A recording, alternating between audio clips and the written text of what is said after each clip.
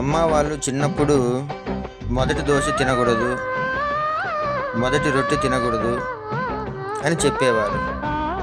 ఎక్కువ పిండి లేదనుకుంటే వాళ్ళైనా తినేవాళ్ళు కానీ మాకు పెట్టేవారు కాదు. ఎందుకనేది మాకు అప్పుడు అర్థమయ్యేది కాదు.